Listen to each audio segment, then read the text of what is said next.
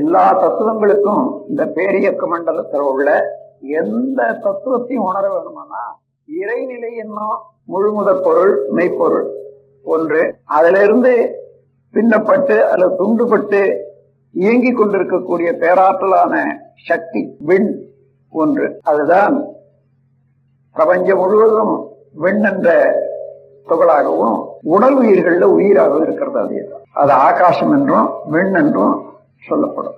அந்த விண் என்பது தற்சுழலுடையது, தானே விரைவாக சுழன்று கொண்டிருக்கக்கூடிய அலைதான் விண்.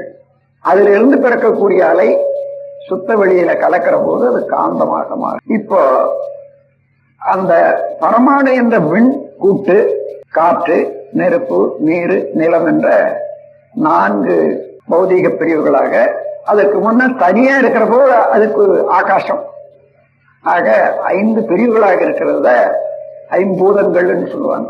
இந்த பஞ்சபூத கூட்டு தான் இந்த பேரியக்க மண்டலத்தில் உள்ள எல்லா பொருட்களும். இப்ப நம்ம உடலை எடுத்துக்கொள்வோம். நான் என்பது அறிவு. அது இப்ப நான் என்று சொல்றோம். எதை சொல்றோம்? உடலை சொல்றோமா, உயிரை சொல்றோமா, அறிவை சொல்றோமா என்று பார்த்தா, உடல் பல செல்கள் இணைந்த ஒரு கூட்டு இயக்க கட்டணம். அந்த உடலுக்குள்ளாக இருக்கக்கூடியது உயிர். இந்த உயிர் நீங்கி விட்டா இந்த உடலை நான் சொல்லிக்கிறதுக்கு இல்லை, அவன் போயிட்டான் தான் சொல்லுவோம். அந்த உயிர் மையத்துல விரைவாக சுழண்டு கொண்டு இருப்பதனால அந்த உயிர் மையத்துல சுத்த வெளி இருப்பு நிலை அறிவாக அமர்ந்திருக்கு. அதே அறிவுதான் இறைவன் தான் படர்க்க நிலையில ஜீவகாந்த சக்தியின் மூலமாக உடல் முழுவதும் பரவி உணர்வாக அங்க நடைபெறக்கூடிய நிகழ்ச்சிகளையும் அதில் ஏற்படக்கூடிய இன்ப துன்பங்களையும் உணர்வாக பெறுகிறோம். அப்போ நான் என்பது அறிவு, அது சுத்த வெளி. மெய்ப்பொருள், அதுதான் மெய்ப்பொருளாக உள்ளது. மெய்ப்பொருள் என்றாலும், பிரம்மம் என்றாலும், கடவுள் என்றாலும், ஆல்மைட்டி எல்லாம் வல்ல முழுமுதற் பொருள் என்றாலும், ஆதி என்றாலும் அனாதி என்றாலும் ஒன்றுதான். அதை சரியாக உணரணும்னா சுத்த வெளிதான் எங்கே இருக்குது. ஆனா அத அவ்வளவு பெரிய ஆற்றல நாம் ஏன் அதுக்கு தக்க மதிப்பு கொடுக்கலன்னா, கண்ணுக்கு தெரியல. அது கண்ணுக்கு தெரியலன்னு கூட சொல்ல முடியாது, தெரியுது. ஆனா அதுல ஒண்ணும் இல்லைன்னு நினைக்கிறோம். அந்த ஒன்றுமே இல்லை, சக்தியே இல்லை, சுத்த வெளி என்று நினைக்கிறோம். ஏன் நினைக்கிறோம்? கொஞ்சம் ஆராய்ச்சிய மேலே ஏற்றி பார்த்தா அப்போ அந்த நினைவு தவறுன்னு தெரியும். எது எது அதிக வலுவுடையதோ அத்தனையும் சேர்ந்ததுதான் இந்த பிரபஞ்சம். உலகம், சூரியன், இன்னும் மற்ற எல்லா கோள்களும், இந்த சூரியனை போல கோடான கோடி சூரியன்களும் நட்சத்திரங்கள் என்று கூறுவோம். அவ்வளவு சேர்ந்ததுதான் பிரபஞ்சம். இவ்வளவு எங்க இருக்கிறதுன்னு ஒரு கணக்கு போட்டு பார்த்தீங்கன்னா, அந்த சுத்த வெளியில தான் மிதந்துகிட்டு உருண்டுகிட்டு இயங்கி கொண்டிருக்கின்றன. அப்போ இப்ப மிதந்து உருளக்கூடிய ஒரு பொருளை விட அதிகமான வலுவு இல்லைன்னா அது மேல மிதக்குமா? இங்கதான் அது சர்வ வல்லமையுடையது. நமது தாய்மானவர் அதனால்தான் அங்கிங்கனாதபடி எங்கும் பிரகாசமாய் ஆனந்த பூர்த்தியாகி அருளோடு நிறைந்தது. தன் அருள் வெளிக்குள்ளே அகிலாண்ட கோடியெல்லாம் தங்கும்படிக்கு இச்சை வைத்து உயிராய் தழைத்தது. அந்த உயிருக்குயிராய்ன்னு சொல்ற பாருங்க. இப்போ அதையும் அவங்க கண்டுபிடிச்சிருக்காங்க. மனவாக்கினில் தட்டாம நின்றது. மனதுக்கும் தட்டாது, வார்த்தைக்கும் தட்டாது. ஏன்னா இப்ப எதை நினைச்சாலும் அது ஒரு உருவமாகவும் குணமாகவும் அங்க காட்சி ஆகுது இல்லையா மனதுக்கு. அதை தடுக்குது. எந்த பொருளை நினைச்சாலும், எந்த நண்பரை நினைச்சாலும், ஒரு செயலை நினைச்சாலும் அந்த மனதுக்கு அங்க ஒரு உருவமான செயலா தடுக்குது. ஆனா இறைநிலையான இந்த சுத்த வெளியை நினைச்சா தடுக்குதா? அதான் மனதுக்கு தட்டாம நின்றது. வாயினால அந்தந்த பேரை என்னென்னமோ சொல்றமே, அவைகளெல்லாம் தாண்டி, அதாவது புள்ளி வடிவத்துக்கு வந்துட்டா அந்த புள்ளிக்கு அப்புறம் நிக்கிறது மௌனம் தான். அதனால மௌனம் தான் இறைவனுடைய நிலை. அந்த மௌனத்தை வாயினாலே எப்படி உச்சரிக்கிறது? அதனால சொல்லுக்கும் தட்டாது, மனதுக்கும் தட்டாதுன்னு சொல்றாரு. ஆகவே அத்தகைய ஒரு சிறப்பான ஒரு தத்துவத்தை தான் நம்ம சுத்த வெளிய இருப்பு நிலைன்னு சொல்றோம். அதான் இருந்தது. அது தன்னாட்டில் தன்னாண்ட அடங்கி இருந்தது என்ன என்று பார்க்கிற போது, ஆதிநிலை வெளியில் அறிவும் விரைவுமாக, அறிவு கான்சியஸ்னஸ், விரைவுனா வேகம், ஃபோர்ஸ் அண்ட் கான்சியஸ்னஸ். அத சான்ஸ்கிரிட்ல இப்படி சொல்லுவாங்க, வேகம் விவேகம்னு சொல்லுவாங்க. வேகமாகவும் விவேகமாகும். வேகம்ன்றது ஃபோர்ஸ், விவேகம் என்றால் அறிவு. எந்த இடத்துல அந்த ஃபோர்ஸ் சக்தி எழும்பினாலும் அதுக்கு நாற்புறமும் இருப்பது அதுவே ஆகினால, ஆதிநிலையே இருப்பதனால அதை சூழ்ந்து அதை ஒழுங்குபடுத்துது சுழல் இயக்கமாக. அதே போல ரெண்டு அணு சேர்ந்ததுன்னா அந்த ரெண்டையும் சேர்த்து ஒரு ஒழுங்கான இயக்கத்தை கொண்டு வருது. ஆனால் இயக்க ஒழுங்கு ஆற்றல் எதுவோ அதுதான் அறிவு. ஆகவே இப்ப அந்த அறிவு நம்ம உயிர் சக்தியில, நம்ம உடல்ல உள்ள உயிர்ல அந்த மைய பகுதியில உள்ள சுத்தவெளி இடமாக பெற்று உடல்ல உள்ள ஜீவகாந்த சக்தியின் மூலமாக விரிந்து இப்ப எந்த இடத்துல என்ன நடக்குதோ, அதாவது ஜீவகாந்த சக்தி நம்ம உடல்ல அழுத்தமா ஒலியா சுவையா மனமாக மாறி இயங்கி கொண்டிருக்கு. அவ மொத்த கூட்டுல என்ன இயக்கமா அவ்வளவு இயக்கமும் சேர்ந்து ஜீவகாந்த சக்தியில அலை இயக்கமாக நகர்தல் சுழல் இயக்கமாக நடக்குது. அதனால பெறக்கூடியதான் உணர்வு என்பது. உயிர் இருக்கணும், அந்த உயிர் சுழல்ல இருக்கக்கூடிய ஜீவகாந்த சக்தி உடல் முழுவதும் பரவி இருக்கணும். ரத்த ஓட்டம், காற்றோட்டம், வெப்ப ஓட்டம் என்பது இருக்கணும் பஞ்சபூதங்களுடைய செயலால. அதுதான் உணர்ச்சி என்பது தோன்றும். அங்கதான் உயிர் ஜீவன். அதான் மற்ற ஜீவனற்ற அசேதன பொருட்களுக்கும் ஜீவன் உள்ள பொருட்களுக்கும் என்ன உணர்வு தான் வித்தியாசம். இந்த உணர்வு அறிவாக இருக்கிற இடத்துல அறிவு, விரிந்து செயல்படும் இடத்துல உணர்வு. இப்போ ஏதோ ஒரு வலி எடுக்குது, துன்ப உணர்வா இருக்கு, அந்த உணர்வு உடனே என்ன, அதை தீர்த்து கொள்ளணும். அந்த உணர்வு, அந்த துன்ப உணர்வுல இருந்து நாம் விடுபடணும்னு நினைக்கிறோம். அதற்கு ஒரு பொருளோ செயலோ தேவையா இருக்குது பாருங்க, அதை நினைக்கிறோமே, அதுதான் தேவை. முதல்ல உணர்வு சென்சேஷன், அதுக்கப்புறம் நீடு தேவை. அந்த தேவை என்று மனதில் எண்ணின உடனே அது மூளையுடைய இயக்கம் அந்த செல்களுக்கு, உடல் செல்கள் எல்லாம் கூடி அந்த தேவைக்கூடிய பொருளை அடைய வேண்டிய வேகம் கொள்ளுது. இப்போ அந்த மூளையினுடைய செல்கள் வேகத்தோட உடல் செல்கள் வேகம் கூடி தயாராகி போச்சு. அப்போ முயற்சி, அந்த முயற்சி வர்ற போது செயல் வந்த உடனே விளைவு வருது. இன்பமோ துன்பமோ அது குறைவோ அதை அனுபவிக்கிறோம். இன்பமானாலும் துன்பமானாலும் அதன் பிறகு அதை பதிவு செய்து கொள்ளுது பாருங்க.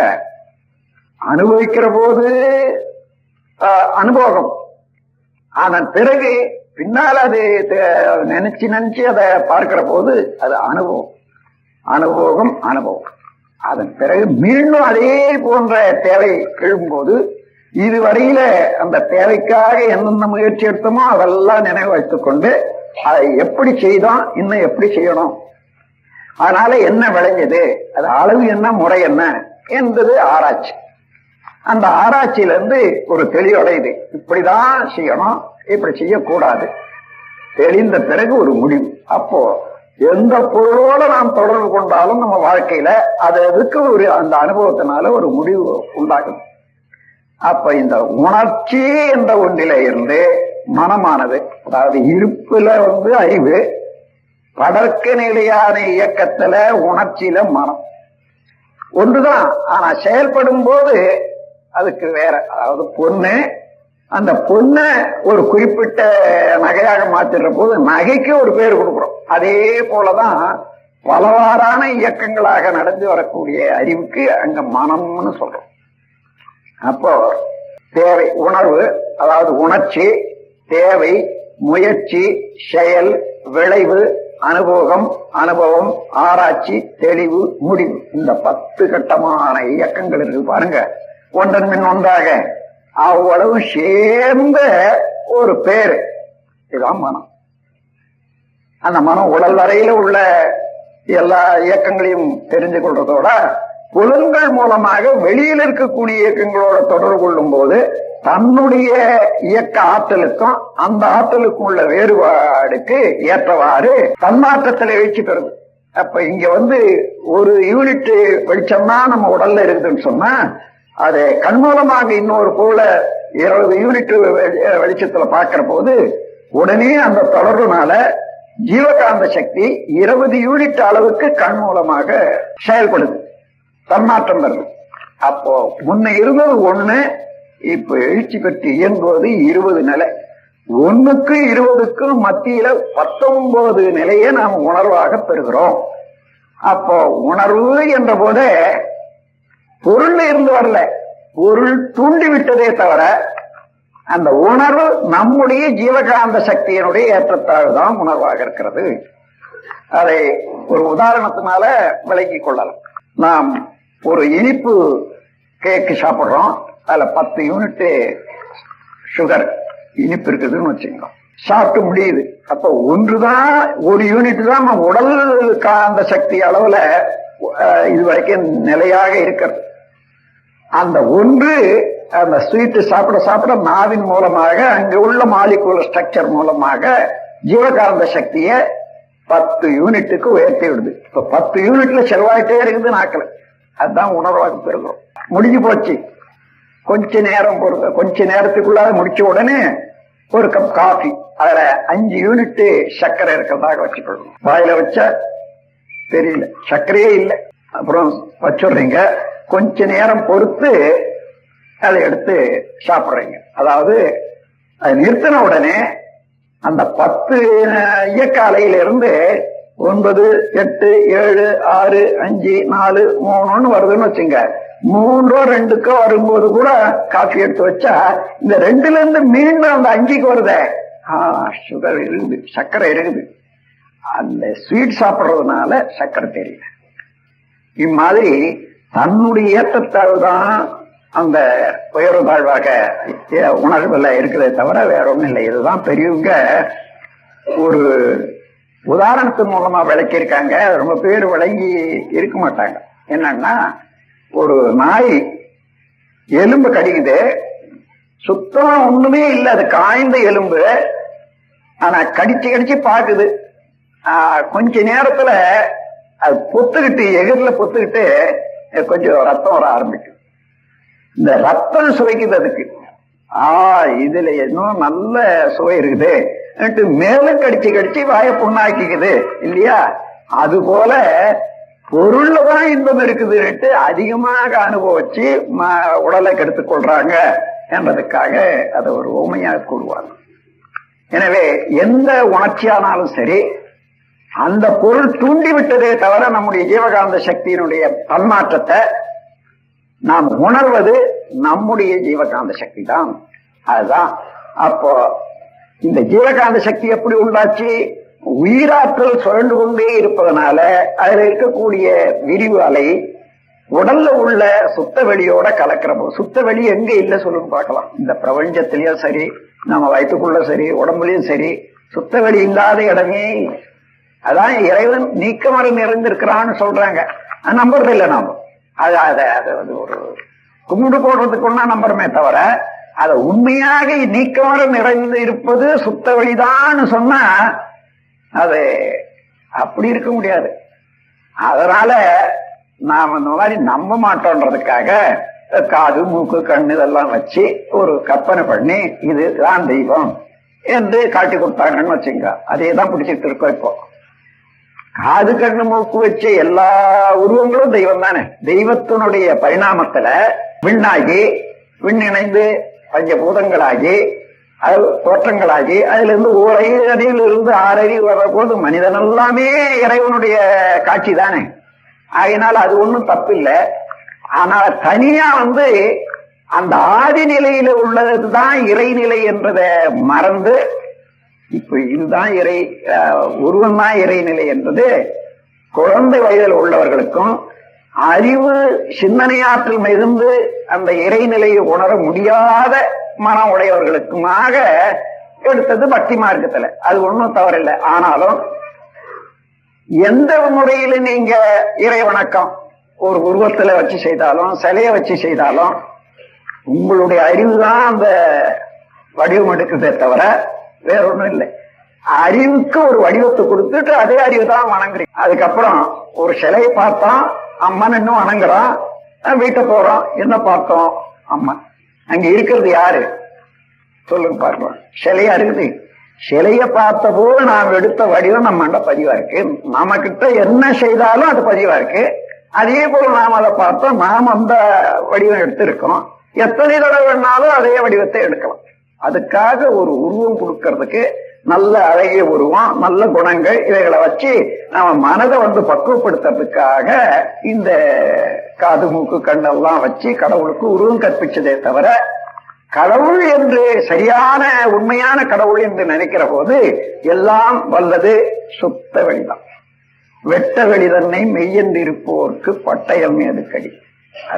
அதுதான் மெய்ப்பொருள் என்று எண்ணிட்டாங்கன்னா அதுக்கப்புறம் அவர்களுக்கு நீங்க ஒண்ணுமே ஒரு பட்டம் கொடுக்க வேண்டியது அவசியம் இல்லை என்று சொல்லுவாரு.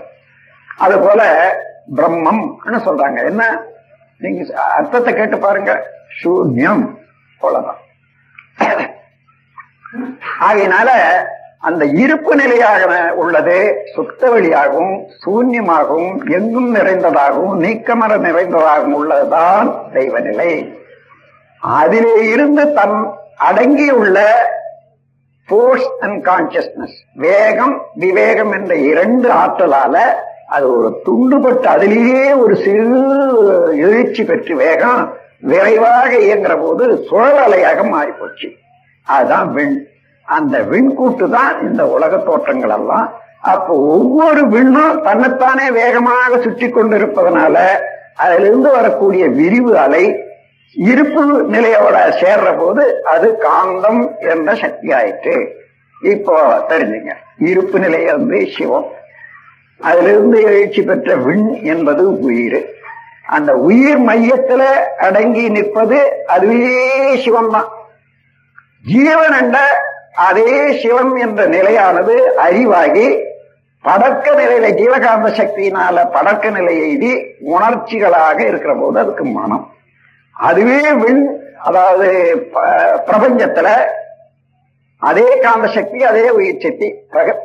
வான்காந்தம்னு சொல்றோம், இங்கே ஜீவகாந்தம்னு சொல்றோம், வேற ஒண்ணும் இல்லை. அப்போ உடல் என்பது அம்மாதிரியான அணுக்கள் கூடி பஞ்சபூதங்கள் ஆகிய கூட்டுல பல செல்கள் எல்லாம் சேர்ந்து அடுக்கப்பட்டது உடலே. அப்ப உயிர் என்பது அந்த உடலுக்குள்ளாக ஊடே சுழன்றோடி கொண்டிருக்கக்கூடிய நுண்ணிய இயக்க பகுதி சிதாகாசம், விண், உயிர், சக்தி என்று சொல்லக்கூடிய நுண்ணியக்க மூலக்கூறு. அதிலிருந்து வரக்கூடிய விரிவலை இருப்போட சேர்ந்து காந்தமாக மாறிக்கொண்டே இருக்கிறது. அந்த காந்த அளவுல மிகும் போதெல்லாம் அழுத்தமாக ஒளியாக ஒலியாக சுவையாக மனமாக மாறிக்கொண்டே இருக்கிற போது அந்த மையத்துல உயிர் மையத்துல இருக்கக்கூடிய அறிவானது படக்க நிலையெய்தி இந்த உடல் முழுவதும் என்னென்ன நிகழ்ச்சிகள் நடக்குதோ, எந்தெந்த அணு அசைதோ அதையெல்லாம் உணர்வதாக பெறுகிறது. இதுதான் மனம். மனதனுடைய அடித்தளம் அறிவு. அறிவு என்பது என்ன? மையப்புள் சுத்த வெளிதான். அந்த சுத்த வெளி அந்த இடத்துல அறிவு என்றதை உணர்ந்து கொண்டா அது பிரபஞ்சத்துல உள்ள சுத்த வெளி அத்தனையோட கலந்துதான் இருக்குதே தவிர தனியாக இல்லை. ஆகையினால் அறிவை அறிந்த போது அந்த அறிவே பிரம்மம், அதுவே சிவம். இருப்பு நிலையான சிவத்தை உணர்ந்த போது அதுவேதான் அறிவாக இருக்கிறது. அப்ப சிவமே அறிவாக, அறிவே நானாக உணர்ந்து கொண்டா அந்த அறிவு என்பது உயிர் மையத்தில் இடம்பெற்று உடல் முழுவதும் பரவி இயங்கும் போது அது மனம்னு சொல்றோம். இது இயங்கும் போதும் எப்படி நினைவாக பதிவாக இருக்கிறது என்றதை இப்ப தெரிந்து கொள்ளுங்க. இப்ப நாம் ஒரு நல்ல மரத்தை பார்க்கிறோம். மாமரம் ஒரு 30 அடி உயரம் இருக்கு, நல்ல ஒரு 10-15 அடி அகலம் இருக்குன்னு வச்சுக்கோங்க. அந்த மாமரம் அவ்வளவு இருந்தாலும் நம்ம கண்ணுல பார்க்கிறோமே, இங்க வரும்போது இங்க அதனுடைய பிரதிபலிப்பு எவ்வளவு இருக்கும்னு நினைக்கிறீங்க? வெளியில் இன்னொருத்தர் பார்த்தா தெரியும். நான் ஒரு மாமரத்தை பார்த்துருக்க போது யாராயிலும் பார்க்க சொன்னேன், என் கண்ணுல நம்ம மரம் விழுது எவ்வளவு இருக்கு பாருங்கன்னு சொன்னா கொசு அளவுலதான் இருக்கும். அதுக்குள்ள அந்த இலை பூக்காய் எல்லாம் இருக்கும். அந்த கோணத்திலேயே அது இன்னும் உள்ள போற போது பிரெயின் செல்ஸ்ல போய் சேர்ற போது புள்ளி ஆகும். அந்த புள்ளி அளவுல பிரெயின் செல் என்ன அதுல உள்ள காந்த சக்தியினால ஆற்றலால அத காந்த சக்தியாகவே அலையாகவே மாத்தி உடல்ல ஏற்கனவே இருக்கக்கூடிய காந்த சக்தியோட சேர்த்துடும். அப்ப நேற்று வரைக்கும் உள்ள அனுபவத்தோட இன்னைக்கு இந்த மாமரத்தை பார்த்த அனுபவம் கூடி போச்சு. சரி, இது போல நாம் பிறந்தது முதல் கொண்டு எத்தனையோ காட்சிகளையும் அனுபவிச்சிருக்கோம். அவ்வளவு ஒவ்வொரு காட்சியும் புலன்கள் மூலமாக மூளைக்கு சேர்ந்து மூளையில புள்ளியாகி அதுக்கப்புறம் அலையாகி உடல்ல ஜீவகாந்த சக்தியில கேரக்டர் தன்மையாக மாறி போச்சு. அதுதான் நாம் பிறவி எடுத்து இன்று வரையில செய்த செயலெல்லாம் எங்க பதிவாகி இருக்குதுன்னா தனியா ஒரு இடத்துல பதிவு இல்லை. ஜீவகாந்த சக்தியே தான் அதுவாக மாறி போச்சு. அதே நேரத்துல நாம் பார்க்கிற பொருள் புலன்கள் மூலமா கண் மூலமாக மூளைக்கு போச்சு. மூளையில அலையாச்சு ஜீவகாந்த சக்திக்கு வந்தது. அந்த அலை எப்பொழுதுமே இயங்கி கொண்டுதானே இருக்குது ஜீவகாந்த சக்தி உடல் இயக்கத்தினால. ஆனால் அந்த அலை அப்படியே அலையே இருக்கிற போது பிரெயின் செல்ல மறுபடியும் வந்து மோதும் போது அந்தந்த நேரத்துக்கும் அந்தந்த சூழ்நிலைக்கு தகுந்தவாறு அந்த ஜீவகாந்த சக்தியில என்ன பதிவு இருக்கோ அந்த பதிவுகள்ல ஒன்றை பிரெயின் செல் மூளை வந்து மீண்டும் காட்சியாக எடுத்து காட்டுது. அனுப்பிச்சவர் அவர் தான், திருப்பி எடுத்தாங்க நம்ம கூட கொடுக்கறதா வரும். இது முதல்ல காட்சியாக இருந்த மாமரம் உள்ள போய் தன்மையாக மாறி போச்சு, பதிவாய் போச்சு. இப்ப மீண்டும் நேற்று மாமரம் பார்த்தேன் இல்லையா, இன்னைக்கு அதுல காய் இருக்குது என்று அன்னைக்கு பார்த்ததுக்கு இன்னைக்கு பார்க்கறதுக்கும் ஒத்து பார்க்கிறோம். இவ்வளவுக்கும் நம்ம இதத்தான் மனம்னு சொல்றோம். ஜீவகாந்த சக்தியின் மூலமாக கண் மூலமாக இருந்து அது ஒளி இருளாக்கப்பட்டு அதுக்கப்புறம் புள்ளியாகி அப்புறம் அலையாக்கப்பட்டு சேர்ந்து போகும். இந்த பிரபஞ்சத்தில் உள்ள எந்த காட்சியுமே காந்த சக்திக்கு வரும்போது அது வெறும் அலையாகவே மாறிவிடுவதும் மீண்டும் அந்த அலையில இருந்து பொருளாக மாறுவதும் ஒரு பெரிய விந்தை. இந்த விந்தையை நாம் அறிந்து கொண்டோமானா உடல், அதாவது உயிர், அறிவு, மனம், இந்த மூன்றையும் தெரிந்து கொள்ளலாம். அதை இன்னொரு உதாரணத்து மூலமாக விளக்கலாம். இன்றைக்கு அமெரிக்காவில் ஒரு டிவி ஷோ எடுக்கிறாங்க. அங்க காட்சி இருக்குது, ஆளு மற்ற மிருகங்களோ அல்லது மற்ற ஏதோ எல்லா நடிகர்களும் எல்லாம் வச்சு எடுக்கிறாங்க. அந்த கேமராவில அப்படியே நிழலா வருது. அப்புறம் அந்த டேப்ல வெறும் பதிவு. அந்த டேப்ல என்ன பதியுது? புள்ளி வடிவமா தான் பதிவு, அதாவது அழுத்தம். அந்த அழுத்தத்துல போய் பாத்தீங்கன்னா இந்த உருவம் தெரியுமா, ஒலி தெரியுமா, ஒளி தெரியுமான்னு தெரியவே தெரியாது. மீண்டும் அதே டேப் வந்து இன்னொரு ரெக்கார்டர்ல போட்டு பார்க்கிற போது அப்படியே எடுத்து காட்டு. அது மாத்திரம் இல்ல, சரி, அந்த டேப்ல இருக்கக்கூடிய அலைய அதே அலையாக்கி சேட்டலைட்டுக்கு அனுப்புறோம். சேட்டலைட்ல இருந்து அதே அலைய ரிஃப்ளெக்ட் பண்ணது நம்ம உலகத்துக்கு. இந்த உலகத்துல இருந்து டிவி ஸ்டேஷன் அதை வாங்கி அதை ரிலே பண்ணலாம். 1000 இல்ல 10,000 ரேடியோ அவங்க வீட்டுல வச்சிருந்தாலும் அந்த உருவம், அந்த ஒலி, அந்த இதெல்லாம் கேட்குது. அப்ப நடந்த இடம் எங்க, அது எப்படி வந்தது, வழியில எந்த மாதிரி உருவத்துல வந்தது, இப்ப நாம பார்க்கறதுக்கும் அது அங்க நடந்ததுக்கு இடையில அதனுடைய மாற்றம் என்னன்னு பாத்தீங்கன்னா இந்த பிரபஞ்ச தத்துவம் அவ்வளவும் புரிஞ்சு போகும். அதாவது காந்த ஒளி, சுவைமான உருவம் எல்லாவற்றையுமே காந்த சக்தி தன்னுள்ளாக அடக்கி கொண்டு கொள்ளவும், அதே போல அதை மலர்ச்சிக்கு கொண்டு வரவும் உள்ள பேராற்றல் உள்ளது காந்த சக்தி தான்.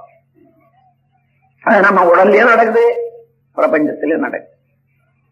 ஒரு விதை எடுத்துக்கொள்ளுங்க. இந்த மரத்துல என்னென்ன இயக்கங்கள் இருக்குதோ, ரசாயனங்கள் இருக்குதோ, அவ்வளவு காந்த சக்தி ஆக்கி அந்த வித்துல சின்ன வித்துக்குள்ளாக அத காந்த சக்தியினுடைய ஒரு அழுத்தம், அவ்வளவுதான். காந்த சக்தி தான் அங்க இருக்கிறது. அதுல எல்லா காட்சியும் இருக்குது. இப்போ எப்படி இப்போ இந்த காலத்துல கம்ப்யூட்டர் வந்துருக்கு பாருங்க. நீ எத்தனை விதமான செய்தியை ஃபீட் பண்ணாலும் அந்த கம்ப்யூட்டர்ல புள்ளி வடிவத்துல போய் அதிலேயே பதிஞ்சு போகும். மீண்டும் அதை நீங்க எடுக்கிற போது அது அத்தனையே வெளியே காட்டு. அதே போல நடக்கிற விந்தையும் இந்த பிரபஞ்சத்துல எல்லா பதிவுகளும் ஏற்பட்டு இந்த பிரபஞ்சம் தோன்றி இதுவரையிலே இயக்க பதிவுகள் என்னவோ அவ்வளவு வான்காந்தத்தில் இருக்கு. அத அந்த காலத்துல இந்த காலம் வரைக்கும் ஞானிகள் எல்லாம் கண்டவங்க என்ன சொல்றாங்கன்னா அது காஸ்மிக் கான்சியன்ஸ் சொல்லுவாங்க. பிரபஞ்ச பேரறிவு அங்க இல்லாதது இல்லை. ஆனா நமக்கு அதை அறியக்கூடிய சக்தி நம்ம மூளையில தான் இருக்கு.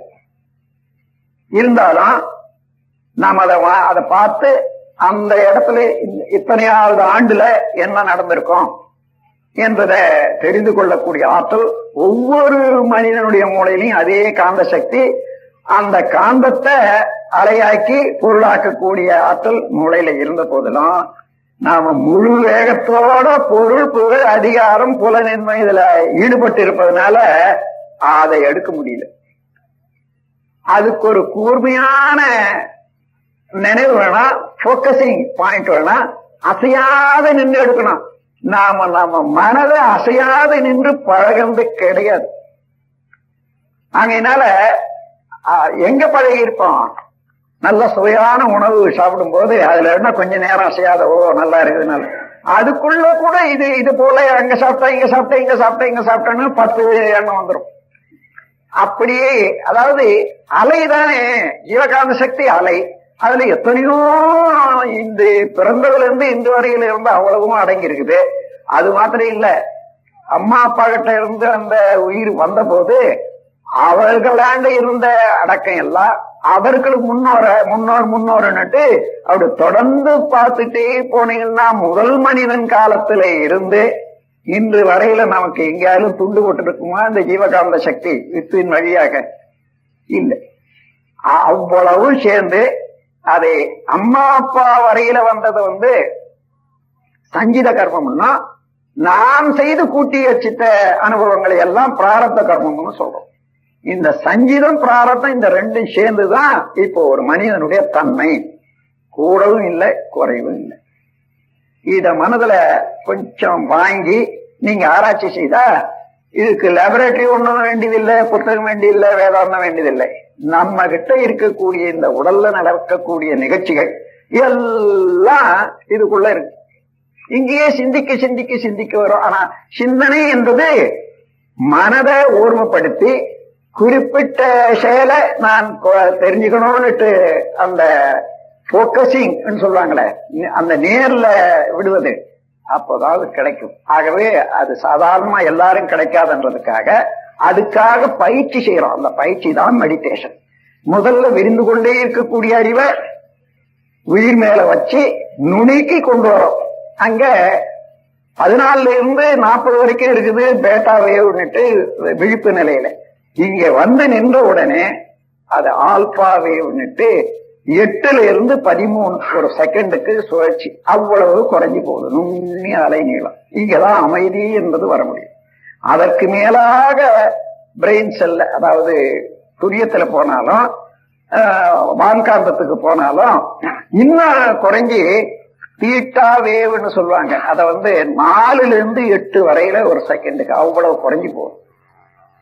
அதை தாண்டி போனா டெல்டான்றது கோமா ஸ்டேட். அதுலேயும் மன உறுதியாகவும் தெளிவாகவும் நிலையாகவும் இருக்குமே. ஆனால் அந்த நாள்ல இருந்து இந்த பிரபஞ்சம் தோன்றிய நாள்ல இருந்து இன்று வரையில பிரபஞ்சத்துல மனித குலத்துல அல்லது ஜீவனண்டை என்னென்ன தோன்றி எப்படி வந்ததோ அவ்வளவு ஒன்றாக அழக்காட்சியாக சினிமா பார்க்கிற மாதிரியாகவே பார்க்கும். அதுக்கு பயிற்சியும் பழக்கமும் ஓர்மையும் வேணும். அவ்வளவுதான், வேற ஒண்ணும் இல்லை. அந்த அதை பார்க்கக்கூடிய அளவுக்கு ஆற்றல் உள்ள மிஷின் தான் நம்முடைய மூளை. எனவே இப்போ மனம் என்றது என்ன, இருப்பு நிலை என்றது அன்னைக்கு இருந்ததுதான் இன்னைக்கு இருக்கு.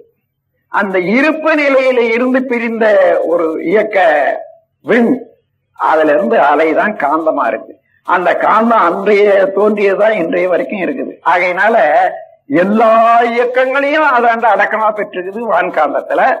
நமக்கு வழி வழியா வந்த கருத்தொடராக வந்த ஜீவகாந்தத்திலையும் அவ்வளவு செயலும் இருக்கு.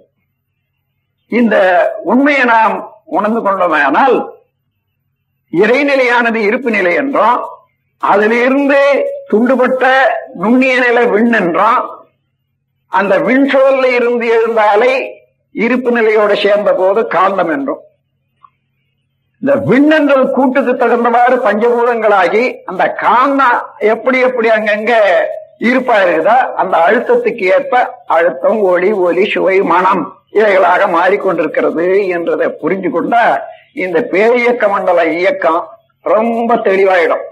அத இப்ப நான் நேரடியாக நான் சொல்லிட்டேன். நீங்க இந்த காந்த தத்துவம்னுட்டு புத்தகம் வந்திருக்கு பாருங்க, அதை கூர்ந்து படிச்சுட்டீங்கன்னா அந்த 12 பாட்டுக்குள்ளாக இவ்வளவு உண்மையும் உங்களுக்கு தெளிவாக வந்துடும்.